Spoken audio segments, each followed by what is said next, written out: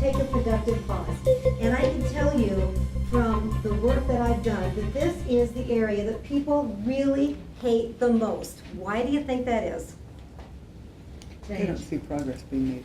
That's right. That's right. They don't see progress being made. Kim? The unknown. Yeah, the unknown. And you know what? When we're really busy, we get to hide from ourselves. So we all know what a bucket list is, right?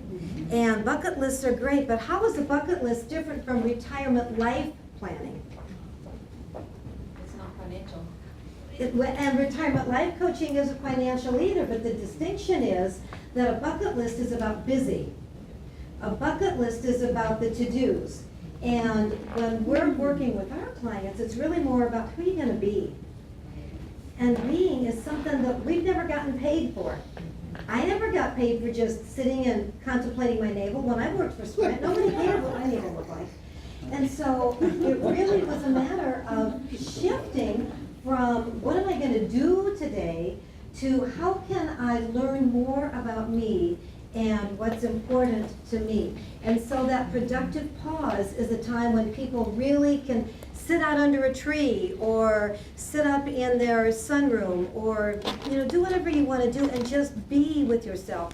Read some books and think about what's important. Who am I? At my core, who am I? We lose that. We just really give that over often to our employers and we lose our sense of self. So when we are in that productive pause, we really want to motor through it just as fast as we can because it feels uncomfortable. So we're often asked, how do I know when I'm done with the productive pause and I can actually move into making a fresh start? And I wish that I had some magic bullet answer for you, and I don't. What I can tell you, though, is that an interesting phenomena starts to happen.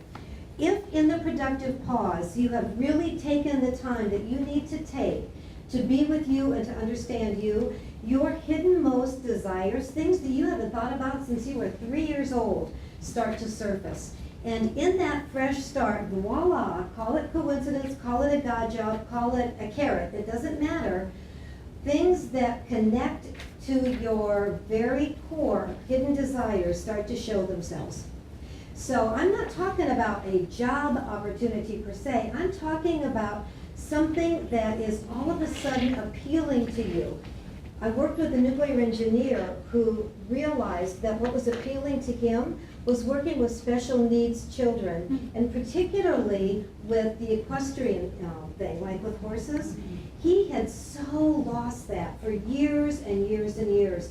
But just by being in that space and then by having conversations with people that he would never have had conversations with otherwise, he finally found himself working full-time, only not for pay, for this equestrian place over here in southeast Missouri.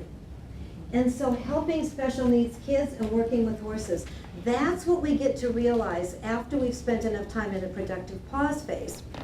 So what happens then is that we start to connect with ourselves, we start to connect with our body, our mind, our spirit.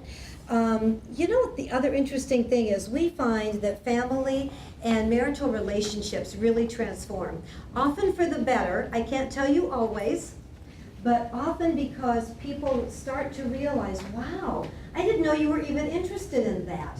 And couples finally start doing things together and finding those places where they can connect with each other, with their kids, with their in-laws, that they had long lost track of.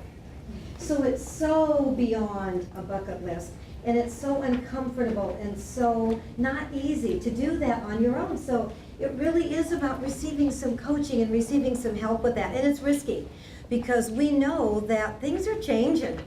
And you feel like it's weird. Like your neighbor said, it feels very, very weird. So what we did was take the phases of retirement and the research that we did and put them into the places where we thought they fit. And this is just a snapshot because we know that there are scads and scads of other issues that are going to come up in retirement. But those are the ones that are the most predictable. And so what's fascinating to me is how they are so different for every person. And this is where coaching is really playing a key role. So to look at them in general is one thing, but recognize, for example, reconstructing a social network.